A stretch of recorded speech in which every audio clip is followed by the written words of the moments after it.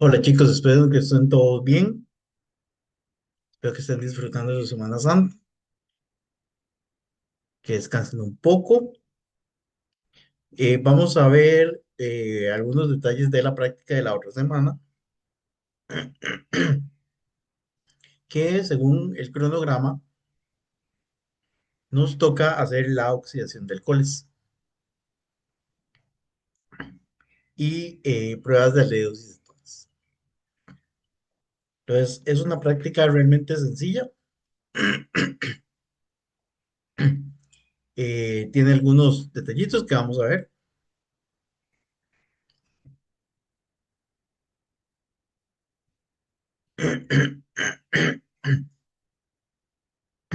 Nada más para recordar algunos detalles de alcoholes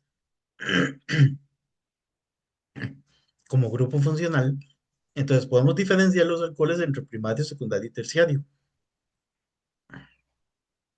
En ese contexto, en lo que vamos a hacer esta semana, hay que recordar que los alcoholes terciarios son resistentes a la oxidación. Para poder oxidar un alcohol, ocupamos un protón en el carbono alfa donde está el hidroxilo. Vean que el grupo, el carbono inmediatamente enlazado al OH de los alcoholes terciarios carecen de ese protón alfa. Entonces, no hay forma de hacer o de generar la oxidación. Entonces, el resumen es que solo los alcoholes primarios y secundarios se pueden oxidar. ¿Por qué pasa esto? Porque vean que cuando oxidamos, eh, sí, hay una diferencia potencial entre los dos, entre el sustrato o entre los dos sustratos que estamos, eh, o entre el sustrato y el agente oxidante. Sin embargo, vean que el efecto neto es que el alcohol pierde básicamente una molécula de agua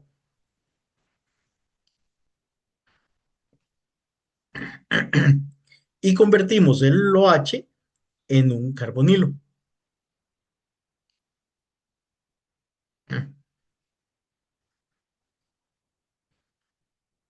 Aquí algunas cosas nada más para que recuerden eh, asuntos de nomenclatura, cómo se nombran los alcoholes. Recuerden que el OH, en este caso, es el grupo más importante, a menos que haya un grupo más oxidado en la cadena.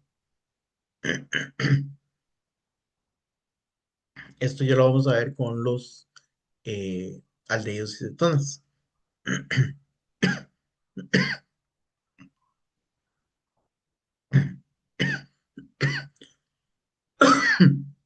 Perdón.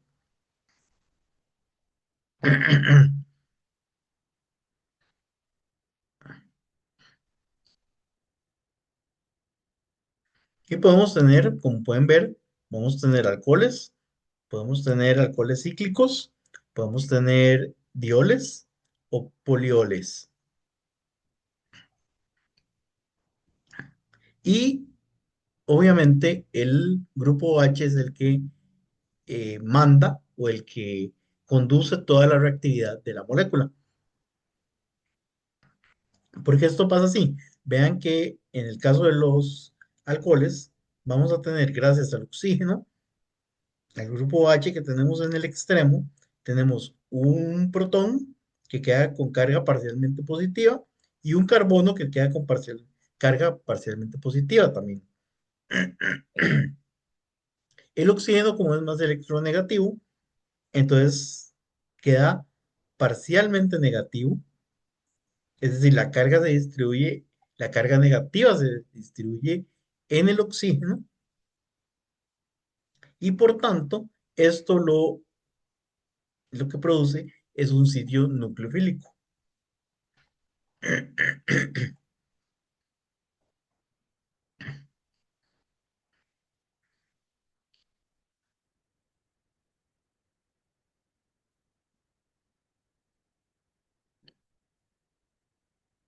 Aquí hay un resumen de reactividad. Entonces, ¿qué pueden sufrir los alcoholes? Los alcoholes pueden sufrir, o las reacciones más comunes de alcoholes son deshidratación frente a un ácido y temperatura. Esta es una de las reacciones más comunes para los alcoholes. Entonces formamos enlaces dobles.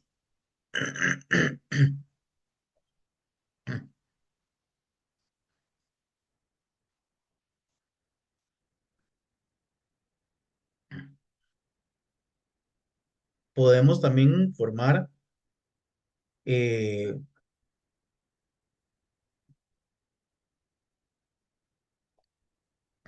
productos mayoritarios o minoritarios o una mezcla de compuestos según sea el caso donde ocurre exactamente la deshidratación. Entonces aquí recuerden que entra a jugar la regla de Zaitsev y podemos prever cuál es el compuesto que va a ser mayoritario cuando arranquemos el OH. Vean que aquí el OH tiene la posibilidad de protones a ambos lados y entonces yo puedo eh, deshidratar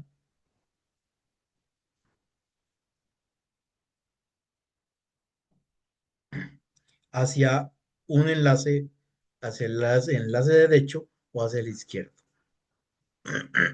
y producir dos compuestos distintos o hasta más.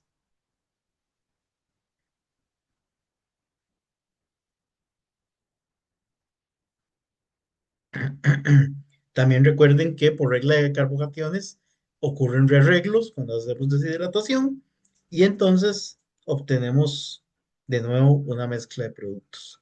¿Cuál es la mezcla de productos? De nuevo, más favorable va a ser, o el compuesto más favorable va a ser aquel carbocatión que sea más estable.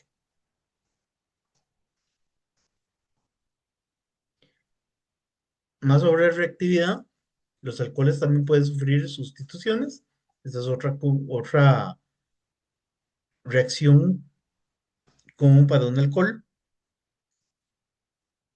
Y el objetivo aquí es incorporar más cadenas o grupos nuevos. Entonces vean cómo puedo a un alcohol incorporarle un grupo funcional completamente nuevo, que este grupo funcional es mejor grupo saliente que el alcohol y entonces puedo sustituirlo para generar productos nuevos. Esa es usualmente la función de las sustituciones.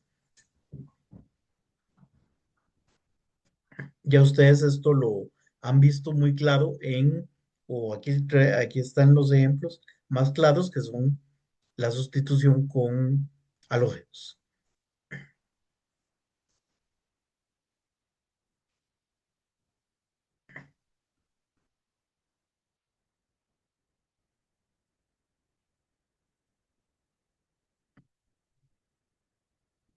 Y vamos un poco más a entrar en materia que es las reacciones de oxidación. Los alcoholes pueden sufrir alcoholes, de nuevo, alcoholes primarios o secundarios, pueden sufrir reacciones de oxidación. Usualmente son reacciones eh, no exactamente reversibles, como las que vimos en en la selección reactiva como tal, pero sí tienen la propiedad de que el potencial se puede invertir y utilizar, eh, por ejemplo, compuestos eh, como polihidruro de sodio para revertir la reacción, para obtener más bien la reacción opuesta, no es revertir, es para obtener la reacción opuesta. Entonces, ¿qué tenemos de oxidación? Como ya les mencioné, son los alcoholes primarios y secundarios tienen la capacidad de oxidarse. Entonces, ¿esto cómo nos afecta en la práctica? Una vez que vemos el alcohol que tenemos, por ejemplo, las incógnitas que se les van a proveer en el laboratorio, si el alcohol es oxidable, quiere decir que ya podemos descartar alcoholes terciarios.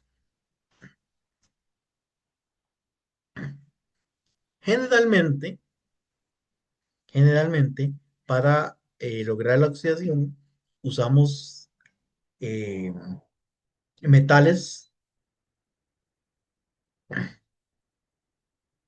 que tienen capacidad de oxidar fuertemente compuestos como el permanganato, el dicromato o el manganeso, el cromo, que son los que al final cambian el número de oxidación, o la plata, el cobre, que son oxidantes un poquito más, este, menos activos. Esto desde el punto de vista de oxidantes inorgánicos. Y en oxidantes orgánicos tenemos dimetilclorosulfonio o periodinano.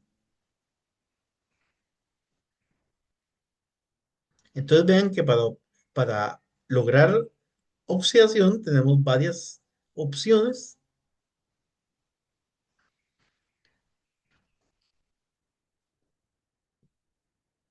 todas para obtener el mismo o llegar al mismo objetivo.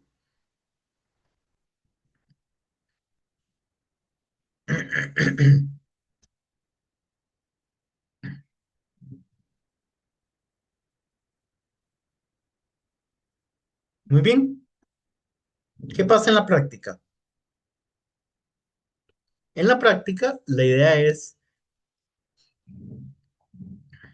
hacer o ejemplificar mediante síntesis la obtención de una acetona o un aldehído a partir de un alcohol primario o secundario. Y a cada pareja le vamos a entregar una incógnita. Entonces, de previo, Damaris nos hizo el favor de prepararnos las incógnitas y van a encontrar una o se les van a entregar una botellita como de unos 10 mililitros cada una, no más, es un bielcito, y entonces cada pareja va a tener una incógnita que es un alcohol distinto. Todos los alcoholes que vamos a utilizar se encuentran en estado líquido.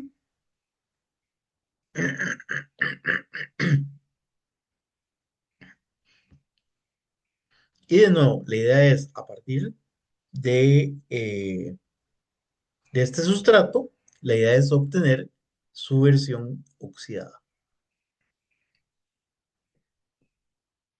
Aquí les puse las reacciones del mentol solo para que vean un ejemplo de todas las reacciones que puede sufrir el mentol usándolo de sustrato. Aquí, por ejemplo, en esta flecha pueden ver cómo pasamos de mentol a mentona mediante un oxidante. ¿De acuerdo?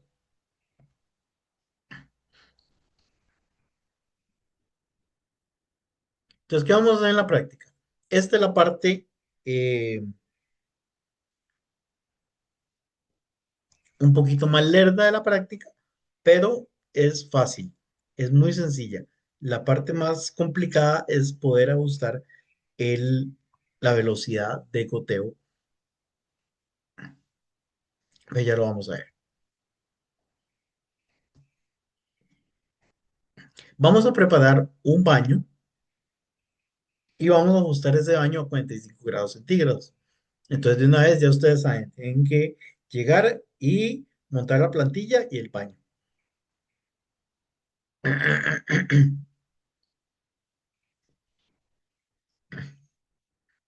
Van a tener un balón de reacción prepesado,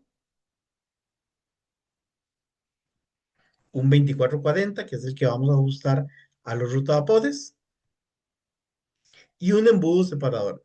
Nada más que el embudo, en este caso no lo vamos a usar para separar un compuesto. Lo vamos a usar simplemente para ajustar el goteo de una disolución de hipoclorito de calcio. El hipoclorito de calcio es el que nos va a funcionar como agente oxidante.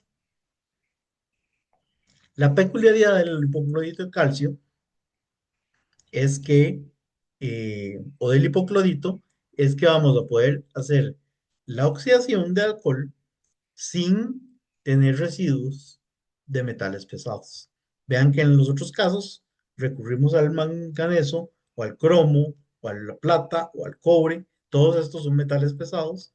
Tendríamos que regenerar residuos para hacer la reacción con cromo o con manganeso. Tendríamos que regenerar los residuos respectivos. Muy bien, una vez que tenemos el baño a 45 grados, lo que vamos a hacer es, bueno, vamos a preparar el día del laboratorio, vamos a preparar la disolución de hipoclorito de calcio. Este hipoclorito de calcio es un formulado, eh, es un formulado comercial. Entonces, van a ver que tiene inertes y tiene ingredientes inactivos, aparte del eh, hipoclorito de calcio. Entonces, así como tuvimos que filtrar los residuos que quedaban después de separar los ingredientes activos en la primera práctica de los medicamentos y nos quedaban los excipientes, aquí va a pasar algo parecido. Entonces, mi recomendación es que la disolución de hipoclorito calculen cuánto ocupan para todo el grupo, hagan toda la mezcla y la filtren por vacío para quitar lo más grueso de los ingredientes eh, inactivos. No pasa nada con esos ingredientes, pero si ustedes usan la disolución así como está, van a taquear los embudos, que generalmente tienen una apertura muy fina. Entonces, es mejor siempre filtrar. Una vez filtrado, podemos cargar los embudos y este es más o menos lo que tienen aquí en pantalla, es más o menos un diagrama similar a lo que, perdón, aquí el centro, a lo que nos tiene que quedar.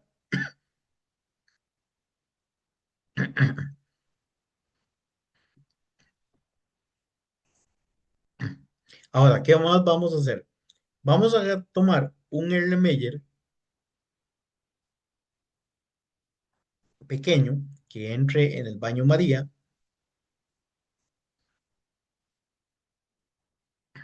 y vamos a pesar o vamos a medir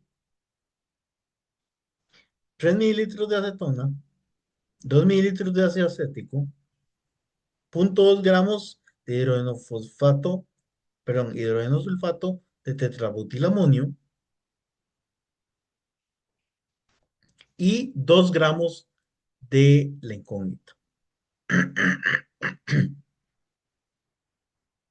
Una vez que tienen esta mezcla, la vamos a llevar al sistema que preparamos, donde vamos a ir a proceder a gotear con agitación, que vamos a tener la pastillita también,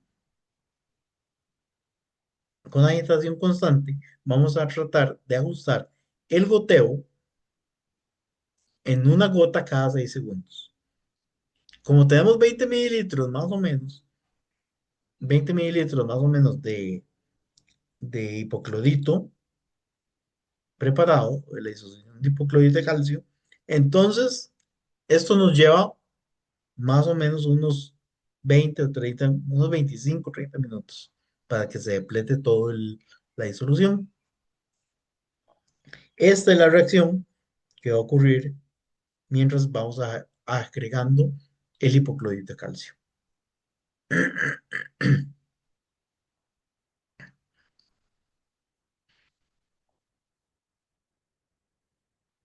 Aquí se nos va formando el ácido hipocloroso que al final es el responsable de, eh, de generar la oxidación.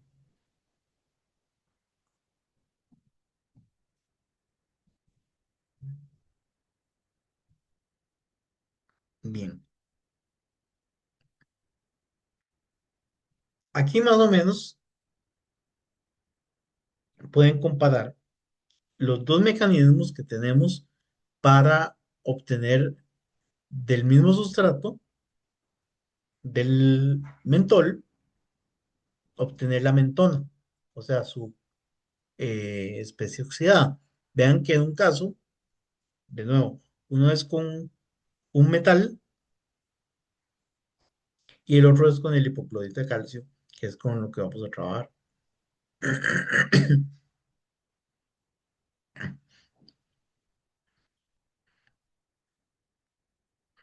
Vean que además no solo tiene la ventaja de que no generamos desechos tóxicos, sino que además la reacción se puede utilizar en varios disolventes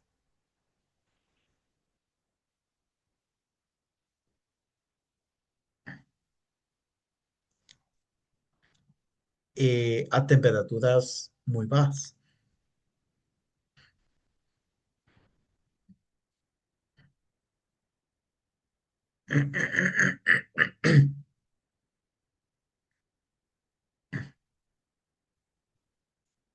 Bien, junto con la reacción que vamos a hacer o con la incógnita que se les va a entregar, vamos a entregarles un juego de espectros de protón y de carbono 13 para ayudarles a identificar cuál es la incógnita que se les entregó.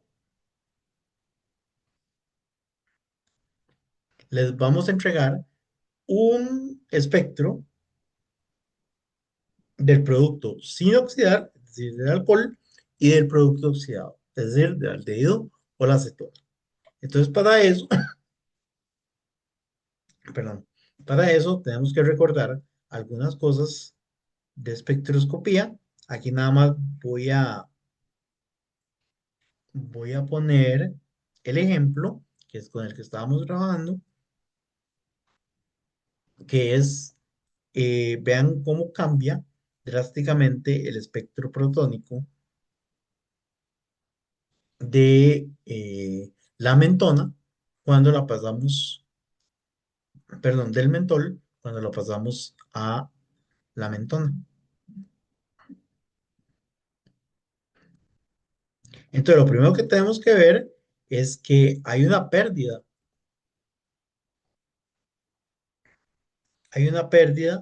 para efectos del espectro de resonancia magnética protónica.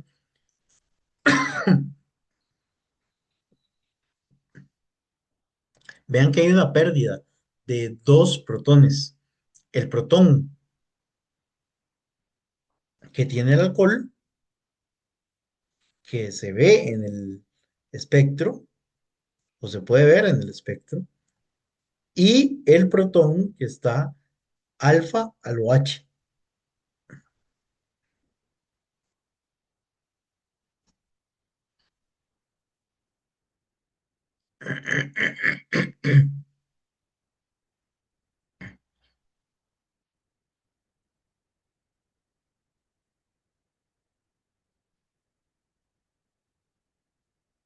Entonces son dos señales que perdemos en comparación o cuando comparamos uno con otro. Esto implica que el espectro del el compuesto oxidado siempre es más sencillo, es un espectro mucho más sencillo que el este, del producto sin oxidar. ¿De acuerdo?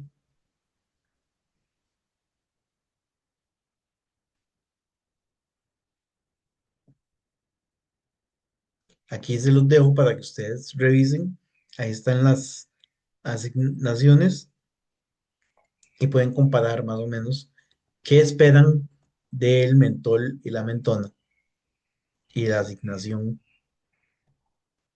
que tenemos aquí en los espectros. Muy bien, una vez que se deplete todo eh, el hipoclorito, vamos a ver de qué forma podemos decir que la reacción ha concluido. Entonces, lo que vamos a hacer es tomar del Erlenmeyer, una vez que ya goteamos todo y acabamos con todo el agente oxidante, vamos a tomar un par de gotas del Erlenmeyer de reacción, vamos a tomarlas, vamos a pasarlas a un tubito de ensayo y vamos a agregar eh, yoduro de potasio, un par de gotas de yoduro de potasio y un par de gotas de almidón, de disolución de almidón. La base de esta prueba es una prueba, se utiliza para otra cosa, usualmente, que es la prueba de Lugol, o parecido a la prueba de Lugol, eh, que su objetivo es ver la presencia de almidón. Pero aquí la vamos a usar para ver indirectamente si la reacción ha concluido. ¿Qué es lo que está pasando?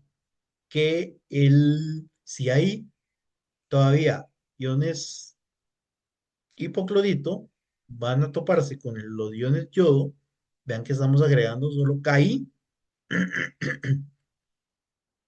y me van a formar yodo elemental.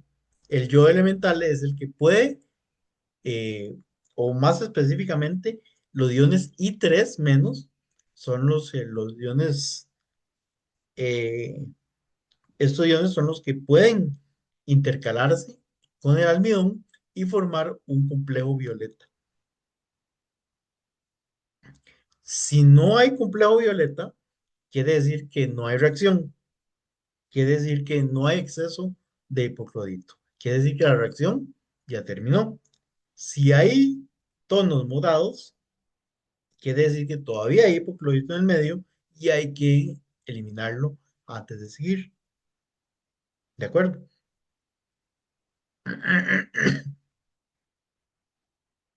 Entonces el procedimiento dice, tomen, eh,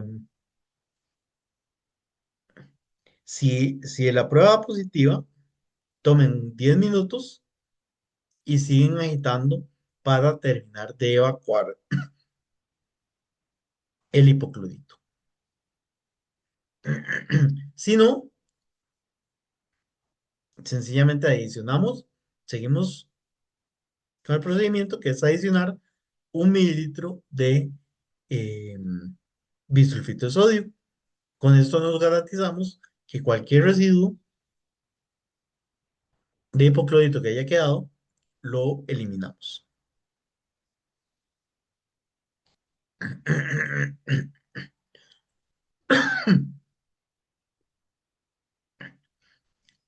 Hay que repetir la misma prueba que acabamos de hacer, solamente si tuvimos que esperar estos 10 minutos. Si ya no dio positiva la prueba, pues nada más seguimos con lo que dice el procedimiento.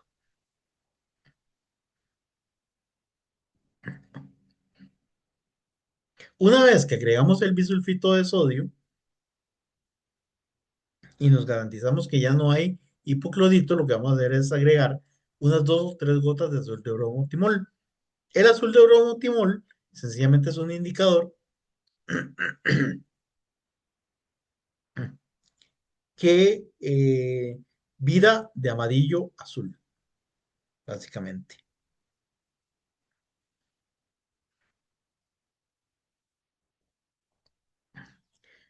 Eh, Cuando agreguemos el azul de bromotimol, nos vamos a dar cuenta que el medio estaba ácido. Entonces, él va a reaccionar de esa, de forma consecuente. Es decir, vamos a ver el medio amarillo. Una vez que empecemos a agregar hidróxido de sodio para neutralizar, se va a virar o a virar al azul. Que lo que nos dice es que la reacción ya concluyó. Es el equivalente al viraje del tornasol que usamos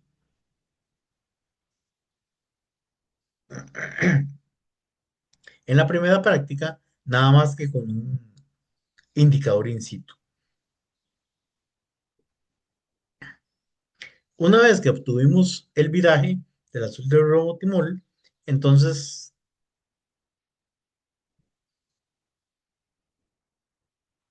eh, quiere decir que ya agotamos el ácido que traíamos desde el principio de la reacción. ¿De dónde viene? Del ácido acético que agregamos al principio.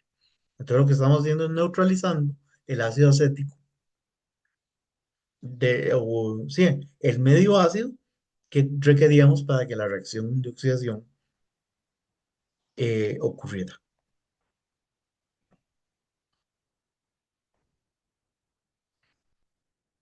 Y ahora sí, para la última parte, lo que vamos a hacer es una extracción común y silvestre, una extracción líquido-líquido con acetato de etilo.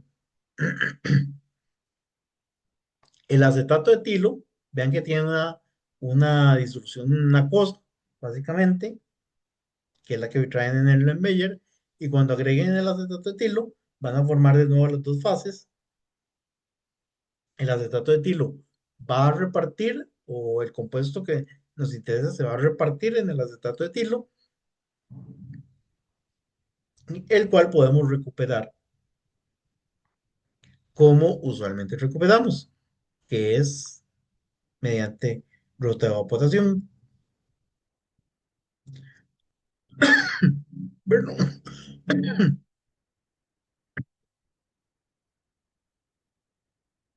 Ahora bien, muy importante, cuando hagan la evaporación en el rotavapor, tienen que asegurarse que el compuesto no llegue a sequedad.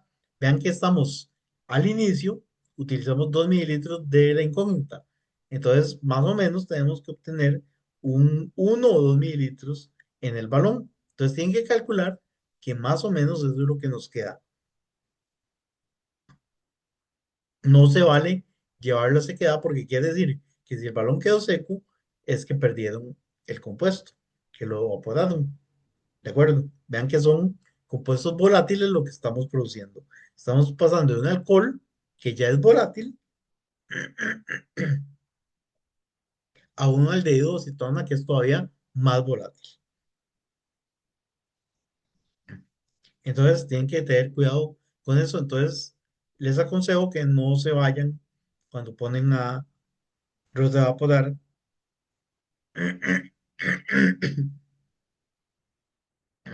Ya ustedes vieron más o menos cuánto es lo que dura el acetato de etilo evaporándose. Entonces, para que le presten un ojo a la evaporación.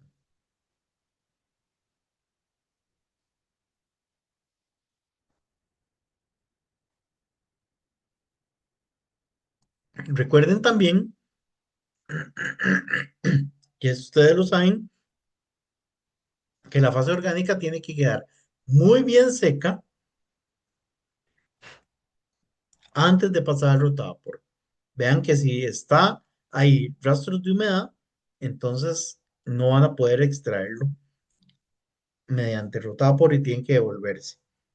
Entonces, asegúrense que la fase orgánica esté bien seca antes de llevarla al rotapor.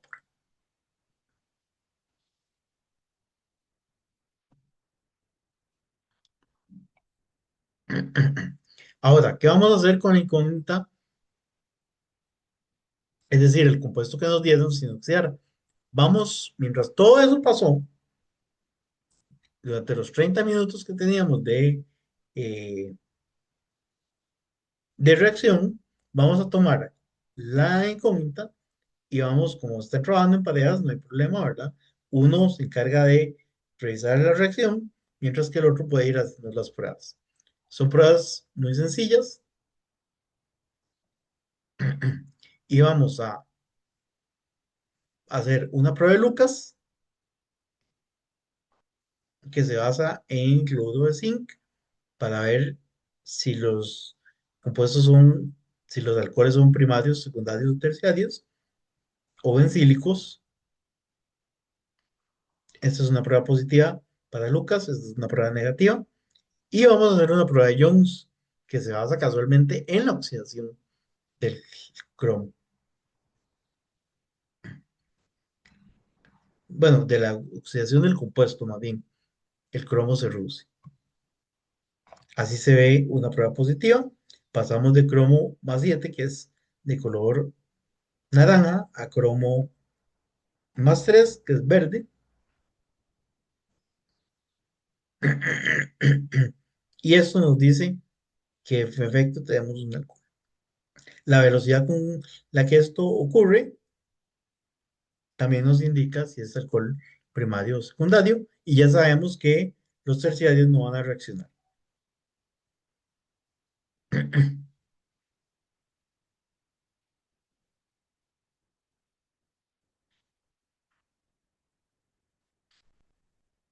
Y vamos a montar un equipo eh,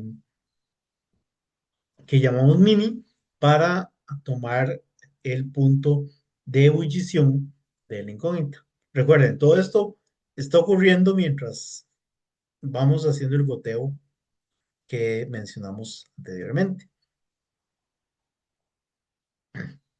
Entonces no te tienen que esperar a que esté la oxidación para poder hacer esta parte.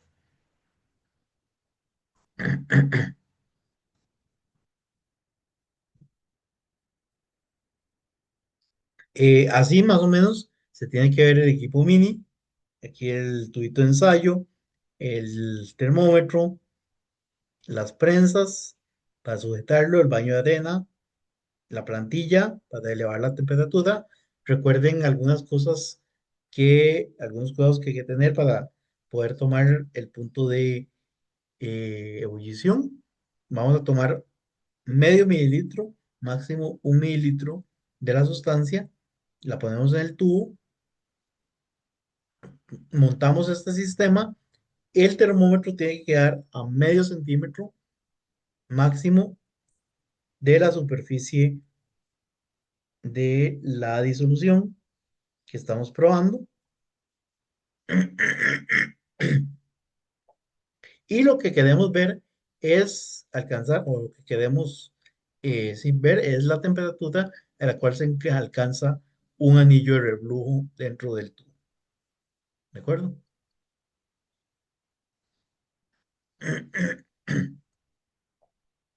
Recuerden que los puntos de ebullición hay que corregirlos, nada más hay que los tengan presente.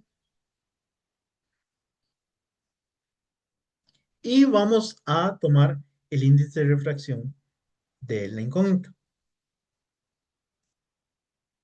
Entonces son más o menos las cuatro cosas que tienen que hacer con la incógnita mientras sucede el goteo. Índice de refracción, punto de ebullición, Jones, Lucas. ¿De acuerdo?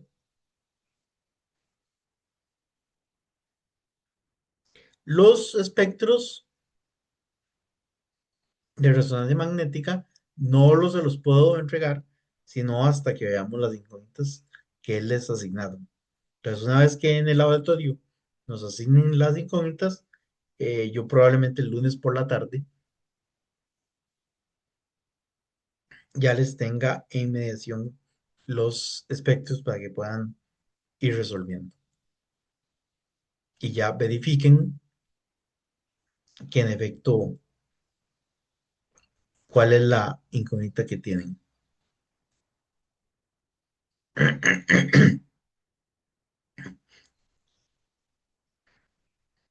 Algunas diferencias entre ya ahora más bien viendo la espectroscopía desde el lado del producto oxidado, cómo se ven los aldehídos y las cetonas, cómo diferenciarlos, más importante, aquí mediante espectroscopía infrarroja, pero más relevante, espectroscopía de resonancia magnética. Vean que los aldehídos tienen una señal adicional, que es el protón que está directamente anclado al carbono del carbonilo. Y este carbono se encuentra en campo muy bajo, integra para solo un protón, evidentemente,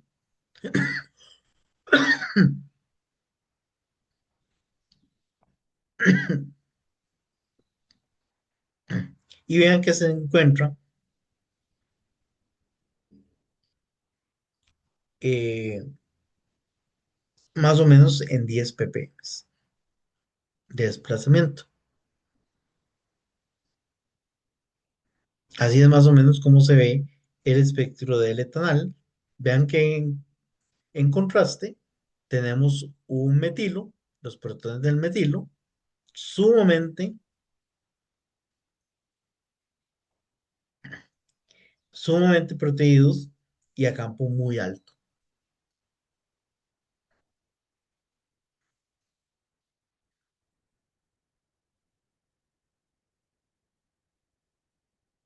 Entonces vean que si ven la señal del aldehído en más o menos 10 ppm, es muy fácil diferenciar entre este y una acetona en resonancia magnética nuclear. Aquí lo único que quiero enseñarles con este monstruito es que no importa qué tan grande sea la estructura o qué tan compleja, siempre vamos a tener el protón que caracteriza los aldehídos. ¿Lo ven? Estamos como en 9 algo, 9,5, 9 y pico. Y aquí tenemos la misma señal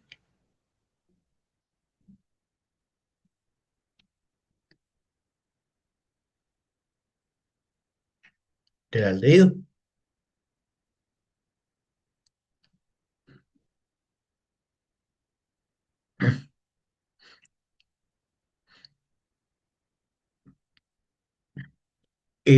Eso luego lo vamos a ver más con calma, pero nada más quiero que se lo lleven mencionado.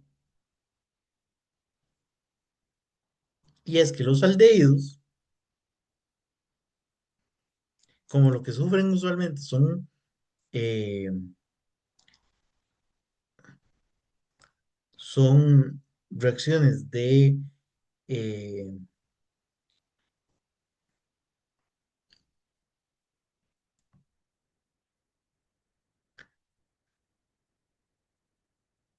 en lugar de hacer reacciones de sustitución, lo que forman son reacciones de adición. Entonces, realmente, cuando vean azúcares, cuando lleguemos a azúcares, van a ver que los azúcares en realidad, muchos de ellos están en equilibrio, generalmente como nos los presentan en forma de ciclos cerrados, pero están siempre en equilibrio con su forma original, que es un aldehído. Y más bien ellos se ciclan porque el alcohol, como ellos son polioles, el alcohol en un extremo es capaz de atacar al aldehído y cerrarse. Cuando esto ocurre, de nuevo, como los aldehídos usan, hacen adiciones de grupos funcionales, lo que sucede con los alcoholes cuando se forma un acetal, un hemiacetal o un acetal. Entonces vean aquí el ejemplo. Cuando yo tengo un metanol, una molécula de metanol con un aldehído, el metanol es capaz de atacar el carbono que está parcialmente positivo y como cuando hace la adición, lo que sucede es que me queda la molécula del alcohol incorporada al aldehído. Lo que me forma es un éter.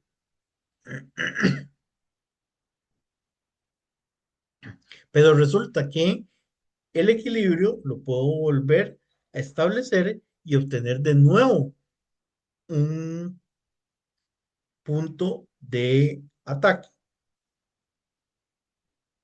Y entonces puedo incorporar no otra molécula de alcohol y entonces formar lo que se llama un acetal, que es incorporar las dos, los dos éter, los dos grupos funcionales éter.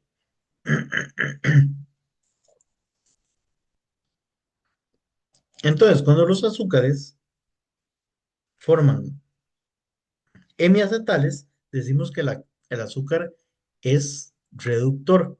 ¿Por qué es reductor? Porque podemos usar un, por ejemplo, un metal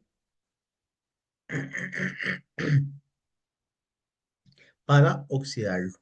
¿Para oxidar qué? El aldehído que tenemos. Entonces vean que aquí se desprende algo más relacionado con lo que estamos viendo. Un alcohol primario y secundario se puede oxidar a un aldehído. Bueno, un alcohol primario sería. Se puede oxidar a un aldehído. Y un aldehído todavía tiene la posibilidad de oxidarse más. Las cetonas, por el contrario, un alcohol secundario solo se puede convertir en una acetona.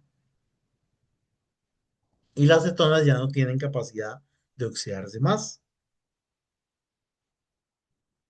Aquí también, cuando yo formo un hemiacetal, tengo la posibilidad, la capacidad de pasar a un ácido carboxílico, es decir, a una especie más oxidada. Si ya yo tengo un acetal,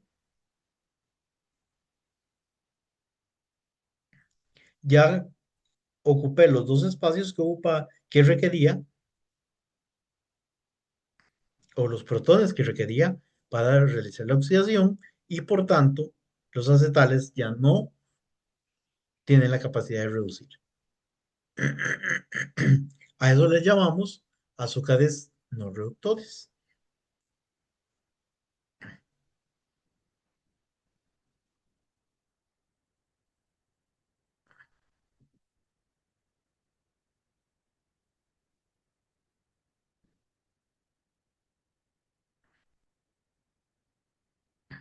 Algo rápido de nomenclatura de aldehídos. Nada más recuerden que, lo que quiero que recuerden es que cuando el grupo funcional más importante es eh,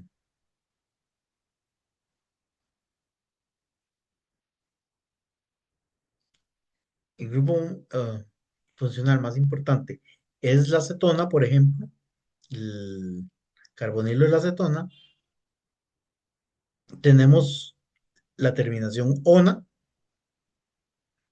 para la nomenclatura. En cambio, cuando el grupo carbonilo es menos importante o es menos oxidado que otro y es un sustituyente, le decimos oxo. Lo mismo pasa con los aldehídos. Usamos formil u oxo cuando son sustituyentes. Cuando la prioridad la tiene otro grupo funcional. Utilizamos carbaldehído cuando es un aldehído cíclico y en condiciones normales terminamos con el, con el sufijo al para nombrar aldehídos. Cuando este es el más importante.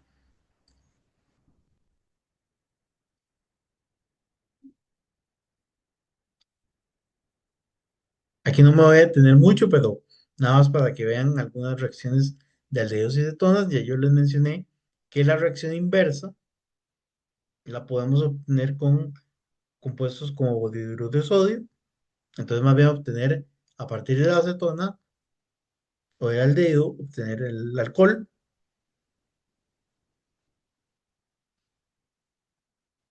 Otra forma de obtener este tipo de compuestos es a través de hidrogenación catalítica.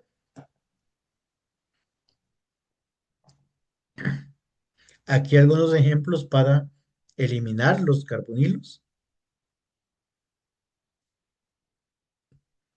para más bien convertirlos en grupos alquilo.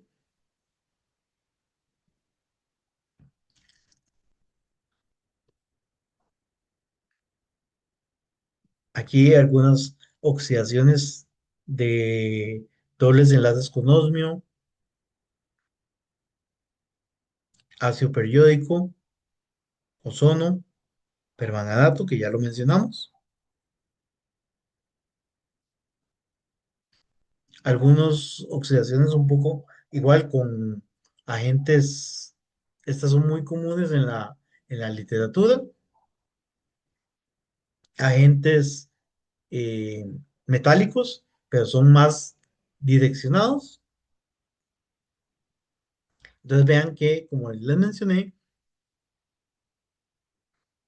los aldehídos tienen la capacidad de seguirse oxidando. Si yo uso compuestos como el PCC,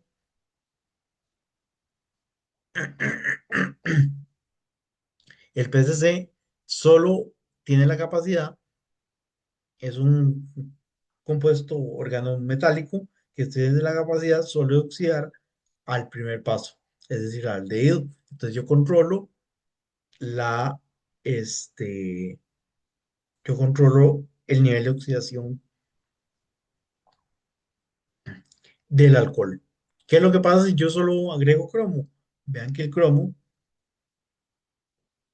tiene la capacidad de oxidar todo el compuesto. Entonces pasaríamos de una vez, en lugar de un aldehído, pasaríamos de una vez a un ácido carboxílico.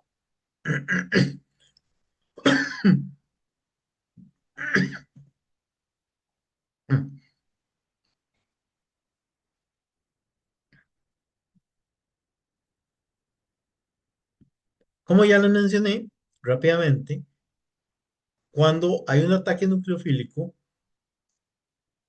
porque el carbono está parcialmente positivo y el oxígeno tiene la carga parcialmente negativa, entonces el nucleófilo ataca el carbono y lo que usualmente sucede, como ustedes saben, es que uno de de los sustituyentes se desprende, que es lo que llamamos un grupo saliente. Ahora, los carbonilos son malos grupos salientes. Entonces, de nuevo, lo que se forma es un compuesto tetraédrico de adición. Y este es el fundamento de muchas de las reacciones que vamos a ver o que se utilizan para identificar carbonilos, la adición de grupos. Y estas son más o menos las reacciones que vamos a utilizar, que se basan en algunas de las cosas que ya vimos. Por ejemplo, Tollens. Eh, Estas reacciones, como les acabo de mencionar, vamos a utilizarlas para identificar los grupos funcionales que tenemos. ¿Cuáles grupos funcionales? Aldehídos y cetonas. ¿De quién? De ya el compuesto oxidado que obtuvimos en la primera parte. Entonces, el compuesto oxidado, vamos a hacerle varias pruebas y eh, con esto vamos a caracterizar si en efecto tenemos presencia o no de un carbonilo. Esto lo vamos a hacer con asignándole una de estas pruebas a cada pareja. Entonces, cada pareja va a tener, de laboratorio va a tener básicamente una prueba distinta.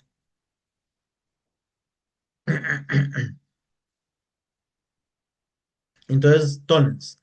Tollens, eh, bueno, los asistentes son los que nos van a ayudar a asignar a quién le vamos a, a,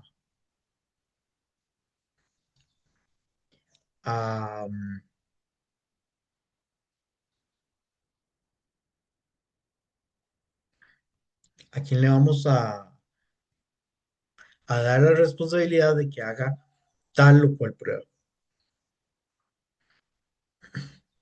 Pero todas son reacciones, de nuevo, para identificar carbonilos. Entonces, Tollens. Tollens se basa en la oxidación de plata, de iones plata a plata metálica. Y lo que obtenemos es el famoso espejo de plata. ¿Cómo vamos a hacer estas pruebas? Las pruebas las vamos a hacer de forma muy sencilla.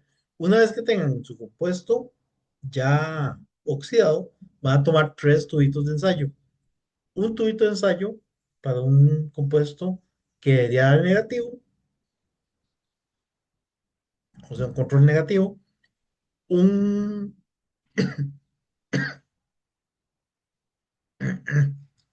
un tubo de ensayo con un compuesto que tiene que dar positivo, su control positivo, y un tubo de ensayo para su incógnita.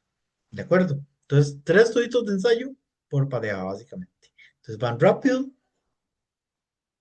a montar las pruebas. Entonces, como ya les mencioné, Tollens, oxidación.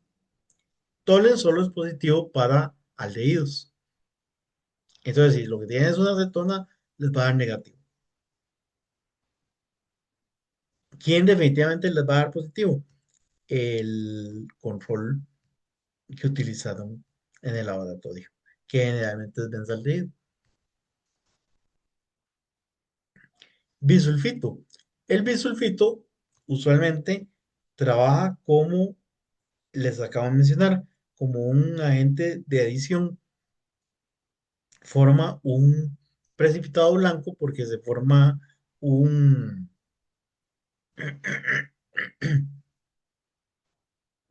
un complejo tetraédrico.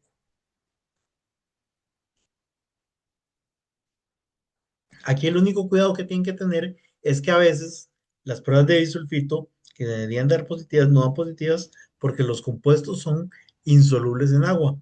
Entonces, antes de probar con su incógnita o o con sus controles, agreguen primero unas gotas de metanol al medio, unas cuantas gotas de metanol y luego hacen la adición del bisulfito. El metanol se va a encargar de mezclar las dos fases si es que su compuesto es insoluble en agua.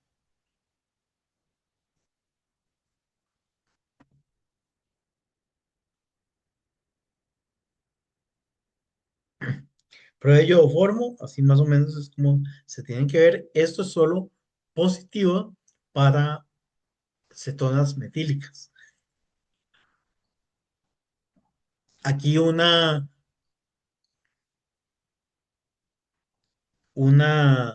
curiosidad, generalmente, o un cuidado que hay que tener es que la acetona, es decir, la 2-propanona, generalmente no da muy bien la prueba de iodoformo. Entonces, mi consejo es que utilicen eh, benzofenona, por ejemplo, como control positivo.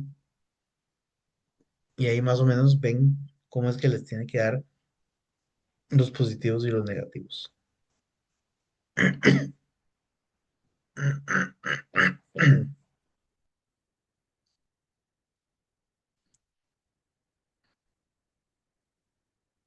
La prueba de 2,4 dinitrofenilhidracina también se basa en la formación de un complejo, en este caso, la, el ataque de un grupo amina, un grupo amino al carbono del carbonilo, y estos complejos tienen la peculiaridad de que son de colores. Entonces así más o menos es que tienen que quedar los complejos cuando es positivo. Vean que este caso también aplica para cualquier carbonilo, igual que el bisulfito, debería ser positivo para todos los carbonilos.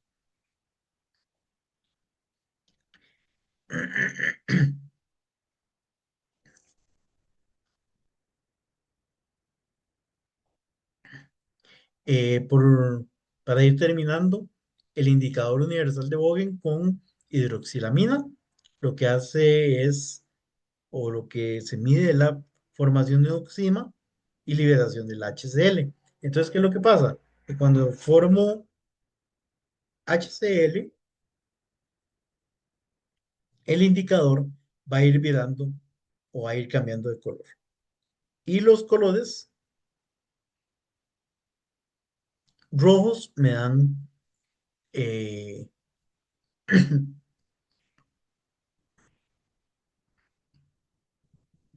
me dan el tono que espero para una prueba positiva. Entonces, cuando hay carbonilos, lo que está pasando es que se forma un oxima y al mismo tiempo se forma HCl. El indicador reacciona a esto. Vean que es como tener un indicador de estos de tirita universal, de varios colores, nada más que en disolución.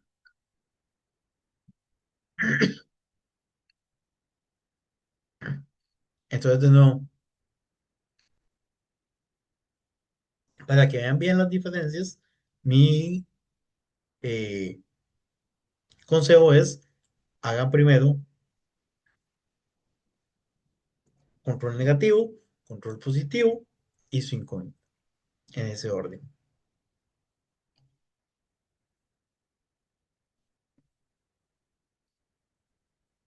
La reacción de Fehling, por otro lado, esta es la más lerdilla de todas, así que si a alguno les toca Fehling o le asignan Fehling, entonces mi recomendación es que empiecen,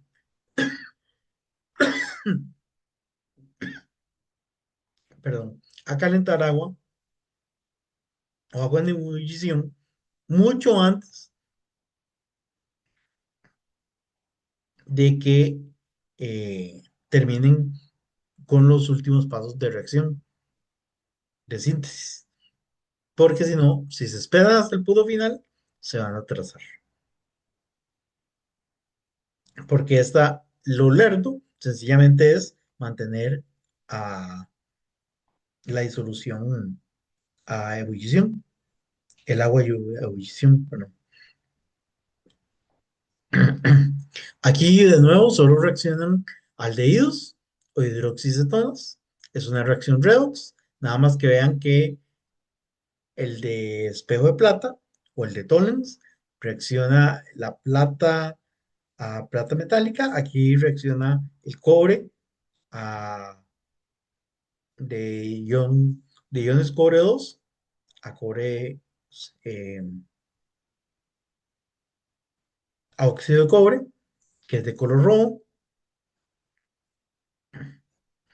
Y entonces, de nuevo,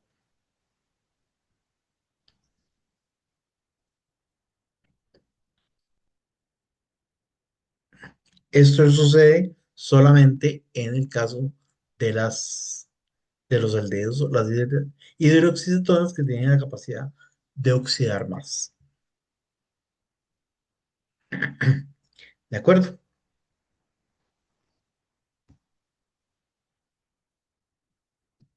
Y esto es básicamente lo que tenemos para el laboratorio. Una vez más, si tienen alguna duda, no duden en mandarnos un correo. Vean que recuerden que lo de las pruebas se ve mucho trabajo, pero solo es una prueba, una única prueba a la que se va a asignar por pareja.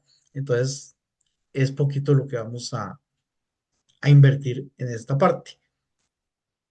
Que esta parte sí necesariamente vamos a necesitar ya el compuesto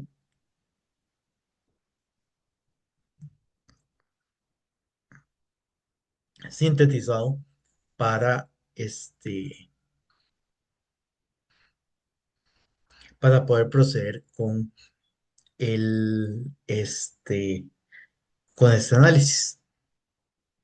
De aquí lo único que nos falta sería hacer una pequeña, al compuesto ya oxidado, hacer una pequeña prueba de Jones adicional.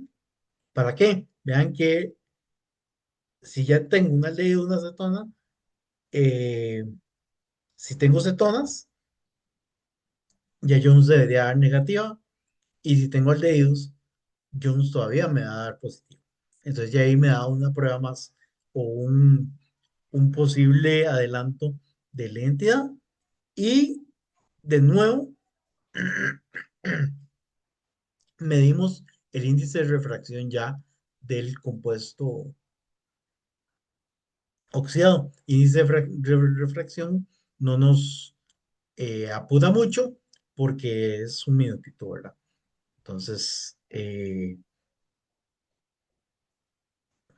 ahí de nuevo, mientras una pareja está terminando de lavar y completando, la otra persona mide rápidamente el índice de refracción para que se lo lleven. Y solo recordarles que este ejercicio es el que vamos a utilizar para la semana que sigue presentar los primeros póster. Entonces, si desean eh, tomar fotografías o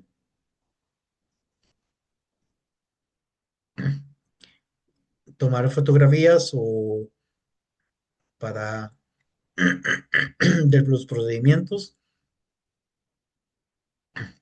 para poderlos incorporar en sus trabajos, este es el momento.